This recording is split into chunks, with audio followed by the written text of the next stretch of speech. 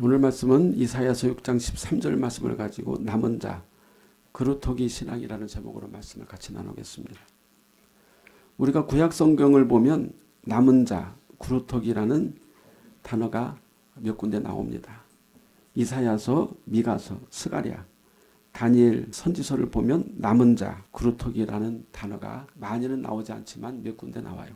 우리가 신구약 성경 말씀을 볼 때 부분이 은혜가 되고 보게 되지만 우리 성도들은 전체적인 맥락을 보면서 구원의 흐름, 구원의 시작과 과정과 마지막으로 우리가 가야 할 구원의 목표 지점이 어딘가를 보면서 신앙생활을 해야 됩니다. 우리는 다행히도 하나님의 구원의 마지막 부분에 살고 있는 세기말의 성도들입니다. 그래서 우리가 만약에 아브라함 시대에 태어났다면 또 모세 시대에 태어났다면 상당히 구원의 길이 모호하고 여러 가지로 안개 속을 걷는 것처럼 그렇겠지만 지금은 이미 구약의 예언과 또 신약의 성취가 다 완성이 되어서 어떻게 우리가 예수님을 믿고 우리의 목적지가 어딘지를 성경을 통해서 분명하게 알게 되었어요. 그래서 얼마나 우리 성도들, 이 시대에 사는 성도들은 행복한지 복받았는지를 알 수가 있습니다.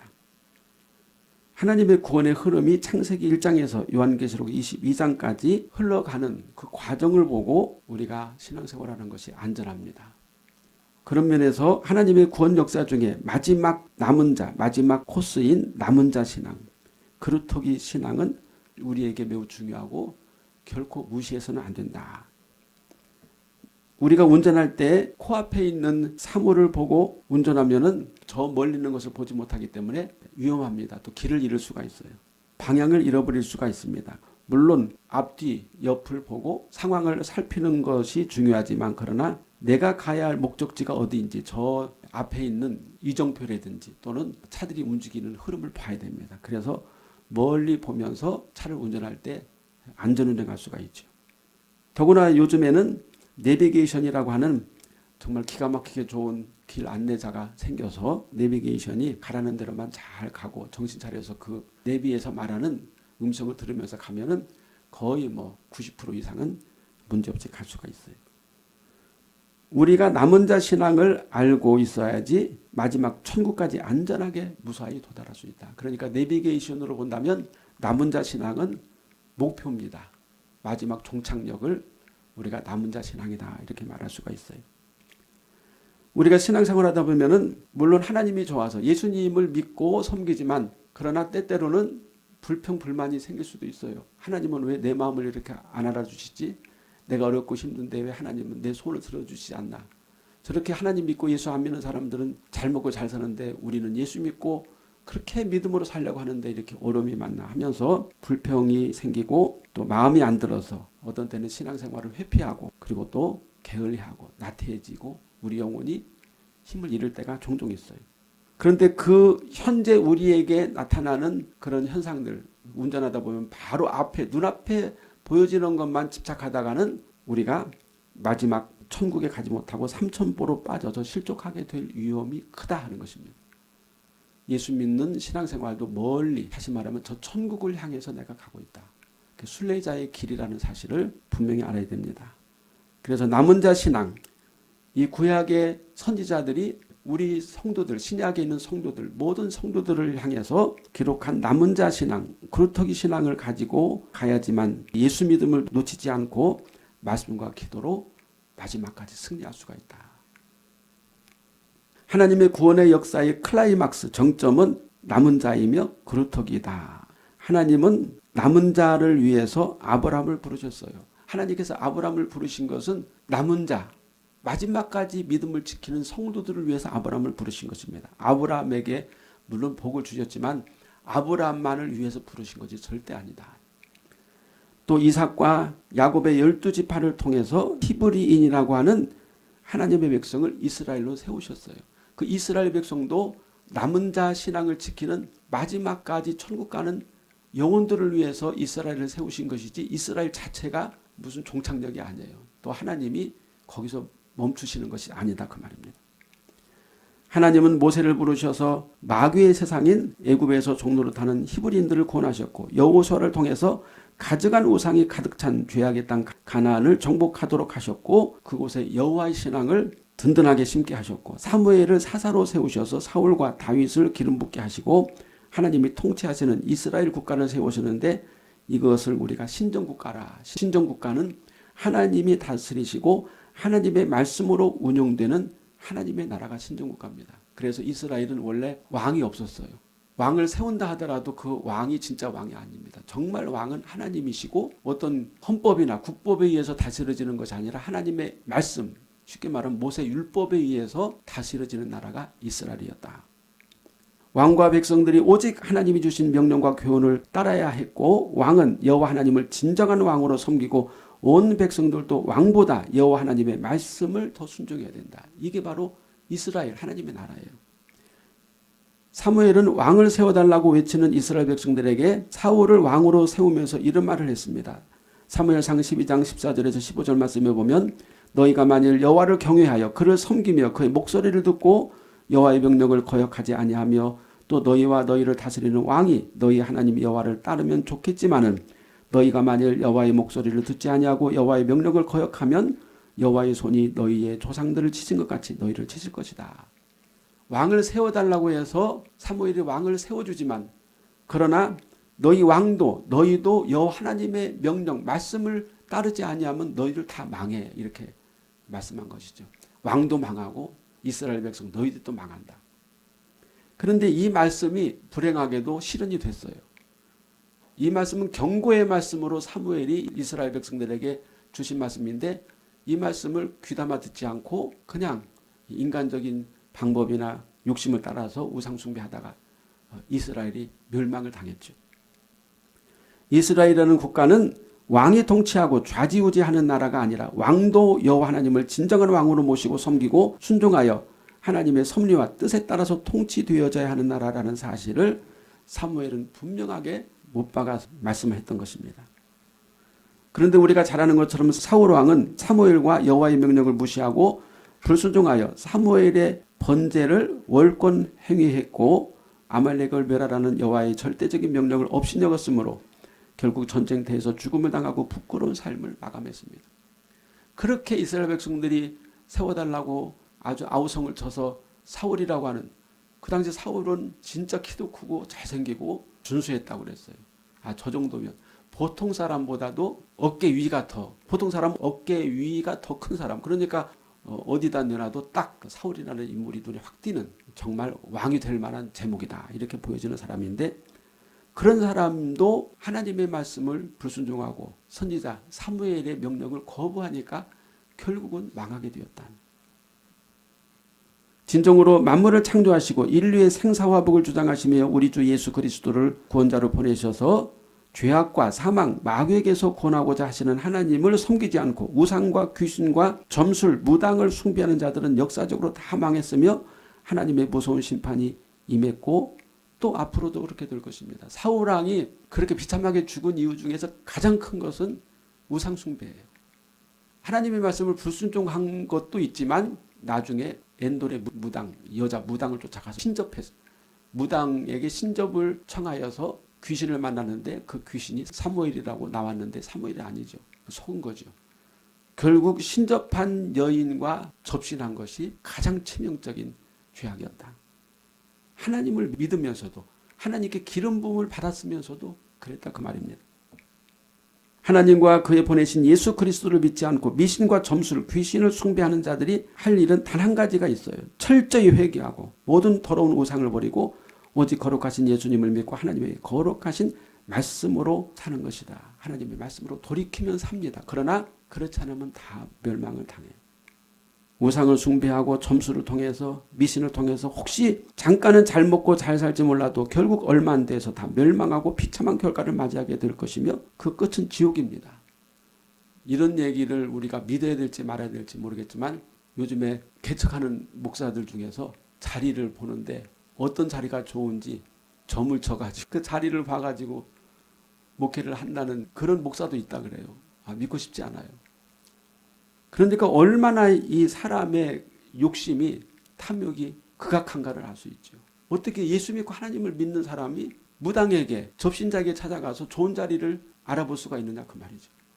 처음에 목회자들이 사명을 받았을 때 들판이나 또 아골골짜기라도 가서 제가 주를 위해서 목숨을 바치겠습니다. 장소가 문제가 아니죠. 그런데 좋은 장소, 좋은 목에 있는 건물, 그리고 사람들이 접근하기 좋은 환경 이런 것들을 따져서 그리고 거기다 또 운대가 잘 맞는 땅 그런 것을 물어보고 교회를 개척한다고 한다면은 뭐 왜 예수를 믿습니까? 거기다가 신당을 차리면 되죠. 우리는 구약의 이스라엘 역사를 통해서 거울로 삼아야 하고 하나님을 거역하고 불의와 점수를 행하는 자는 멸망한다는 사실을 분명히 알아야 돼요. 그러나 이스라엘을 여호와의 신앙으로 세운 믿음의 사람이 있었는데 그가 다윗이라는 사람이었습니다. 다윗이 통일 이스라엘을 세우고 40년 동안 사무엘의 명령대로 여호와 하나님을 왕으로 섬기고 신정국가를 이룩함으로 솔로몬 시대에는 전무후무한 태평성대를 이루게 되었습니다. 그럼에도 불구하고 솔로몬의 극심한 우상숭배, 역시 솔로몬도 우상숭배로 망한 거예요. 이스라엘은 남북으로 분열되었고 결국 남유다와 북이스라엘도 우상숭배와 불순종과 탐욕으로 각각 하나님의 징계를 받게 되었습니다. 북이스라엘은 금송아지 우상과 반역의 역사로 하나님께서 아수르를 통해서 완전히 민족성 자체, 혈통 자체를 다 버리셨어요. 남유다는 끝까지 다윗의 혈통을 이어갔으므로 그나마 바벨론에 의해서 예루살렘이 함락되었지만 포로 생활이라고 하는 징계를 통해서 70년 후에 남은 자가 다시 돌아오게 되었습니다. 우리가 북이스라엘과 남유다 역사를 보면 꼭 우리나라 남한과 북한의 역사와 많이 닮아 있다는 것을 볼 수가 있어요. 아마 성경의 구약 역사와 우리나라 역사가 비슷한 것은 다른 나라에서는 찾아볼 수가 없어요. 우리나라 같이 구약 역사와 비슷한 나라가 없습니다. 북한은 공산주의 독재로 1907년 평양 대부흥운동이 그 평양에서 얼마나 왕성하게 성령운동이 일어나서 그 평양시내 있는 사람들이 다 와서 회개하고 그때는 주일날 되면은 다 가게 문을 닫았대요. 그만큼 평양이 성시화가 되죠. 복음화가 됐습니다. 그런데 그 1907년 평양 대부흥운동이 무색할 정도로 김일성 우상화로 3대를 이어서 세계에서 가장 악랄한 독재 세습 정권을 지금도 이어가고 있어요. 예수 믿음뿐만 아니라 인권을 말살하고 하나님의 진노를 지금 차곡차곡 쌓아놓고 있는 데가 바로 북한 저 독재 세력입니다.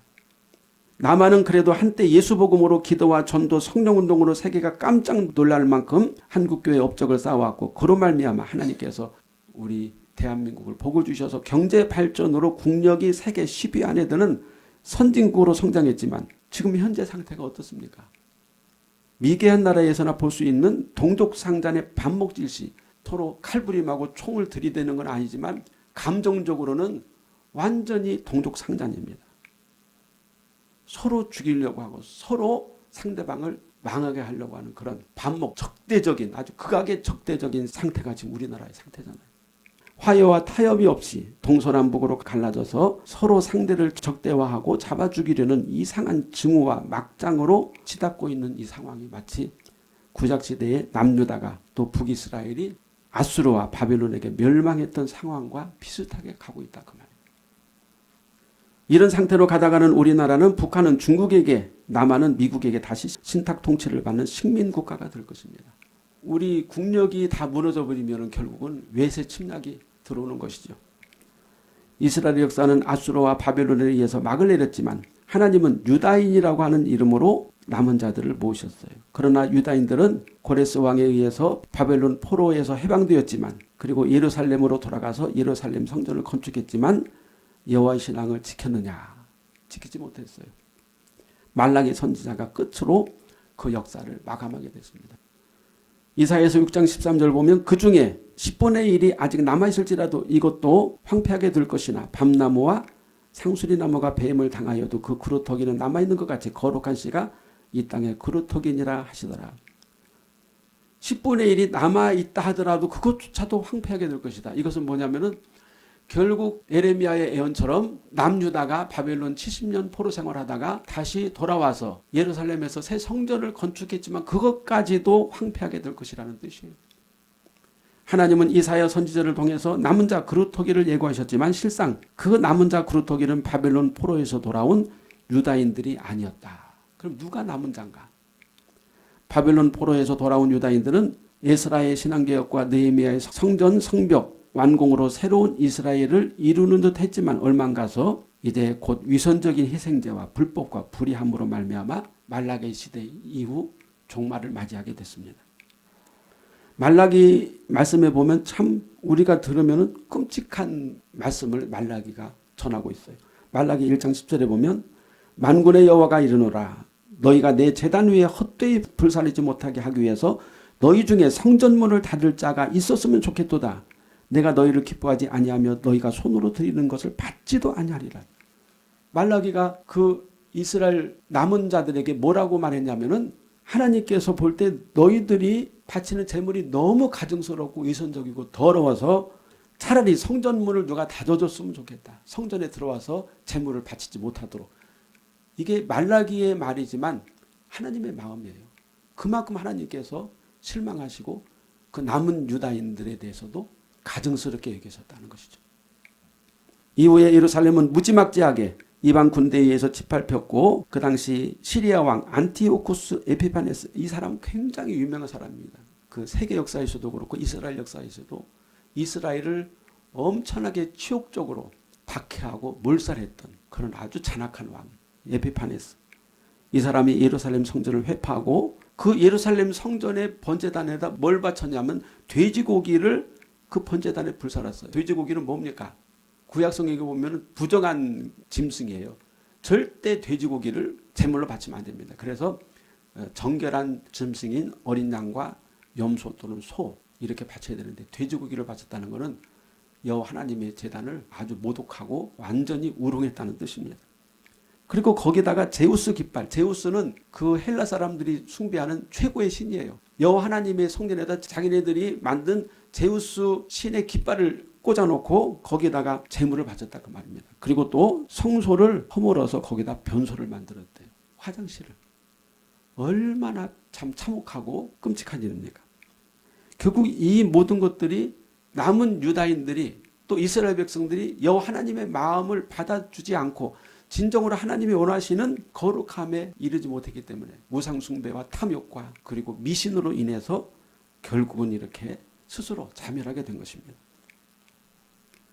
물론 그 후에도 여러 가지 마카비 혁명이 있었고 여러 가지 그 독립운동 이스라엘이 그 당시 시리아 제국에 의해서 점령이 됐고 포로가 됐는데 거기서부터 해방되기 위해서 굉장히 여러 가지 그 항거운동을 많이 했어요. 그런데 결국은 마지막에 주전 63년에 로마의 장군 폼페이라는 사람이 그 예루살렘을 정복했고 예루살렘, 이스라엘 모든 지역은 다 로마의 식민 통치를 받게 됐습니다. 그러니까 남의 나라가 된 거죠.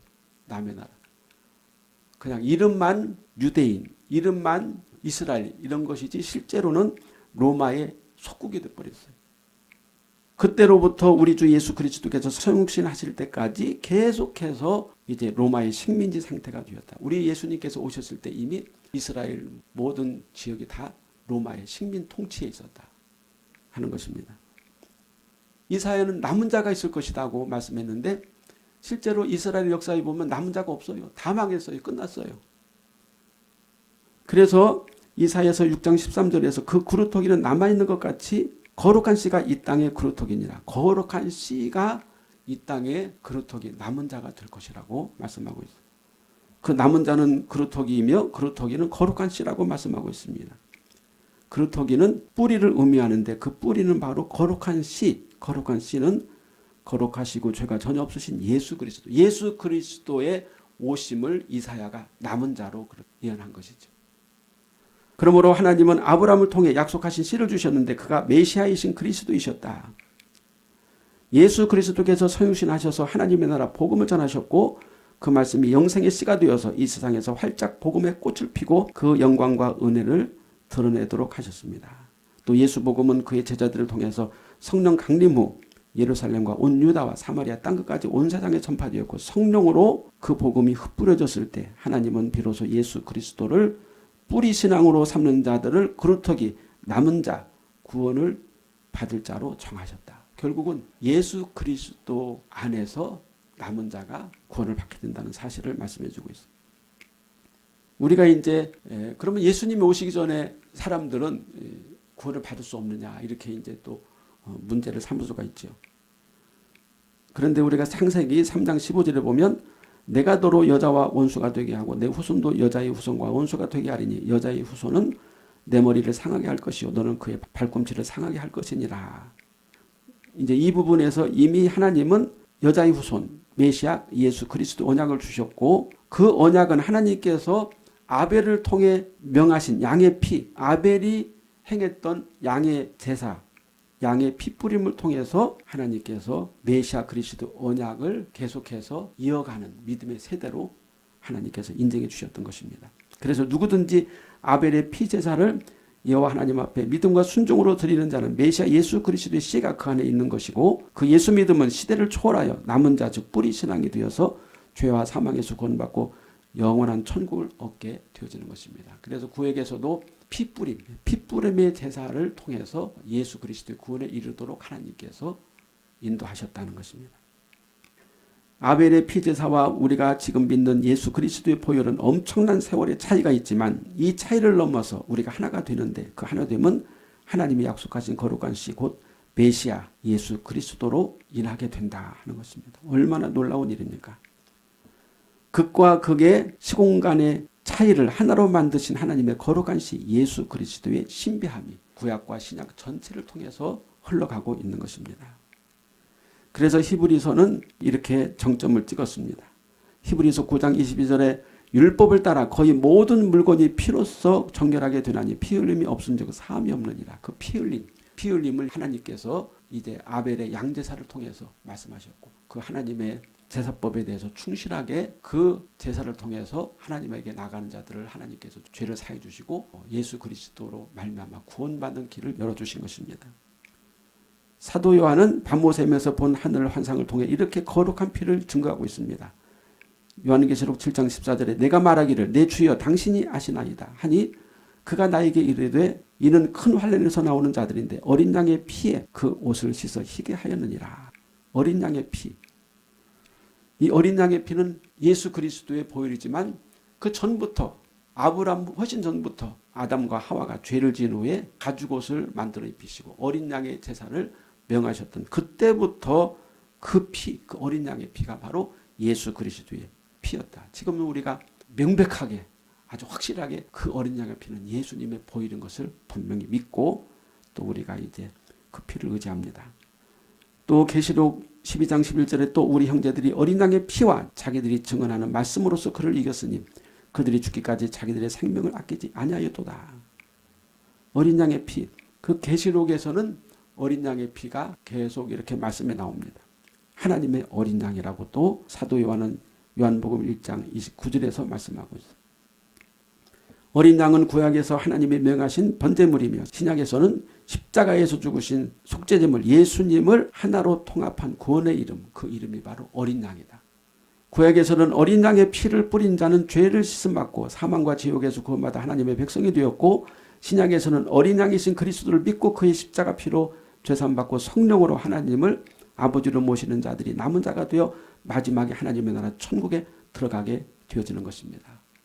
예수 믿는 사람은 어린 양의 피로 씻음받은 사람이에요. 또 거룩한 길을 걸어가는 사람들이에요. 서로 상대방을 비방하고 저놈을 죽여야지 우리가 산다. 저 세력을 없애야지 우리가 산다. 이것은 어린 양의 피로 구원받은 사람이 아닙니다. 그래서 참 이 시대에 정말 개신교, 교회 다니시는 분들 이런 분들이 세상에서 빛이 되고 소금이 되고 생명의 향기가 되어야 되는데 분쟁과 투쟁과 싸움과 폭력에 앞장서고 있어요. 뭐 누구를 편들고 그게 문제가 아닙니다.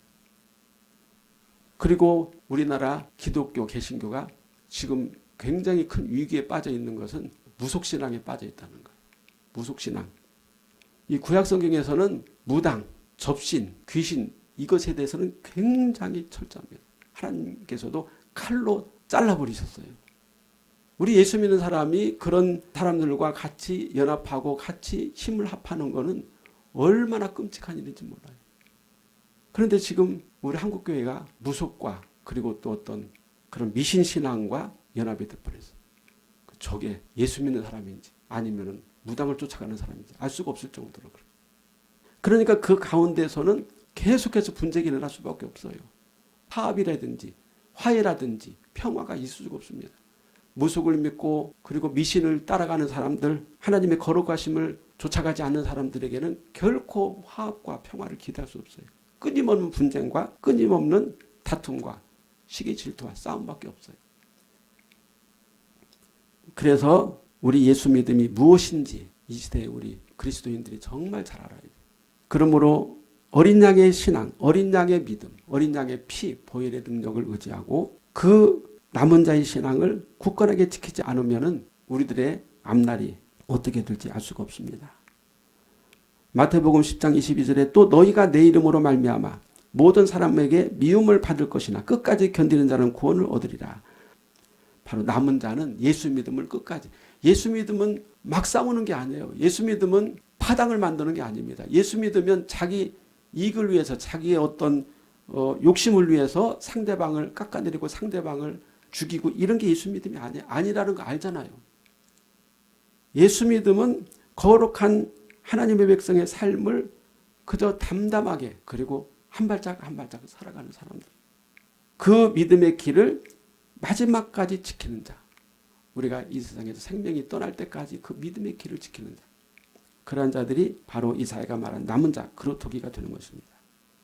그래서 우리는 신앙의 그 여정을 볼 때 지금 당장 일어나는 일에 대해서 우리가 부안외동 된다든지 뭐 왈부한다든지 막 이러니 저러니 하는 것이 아니고 우리 마지막 가는 길이 어디로 가야 되느냐. 우리가 남은 자로서 마지막 하나님 앞에 어떻게 서야 되느냐. 그 길을 보면서 하나님의 말씀 안에서 우리 길을 따라가야 되고 그 하나님이 목표하신 곳에 우리의 마지막 여정을 이렇게 담아야 된다.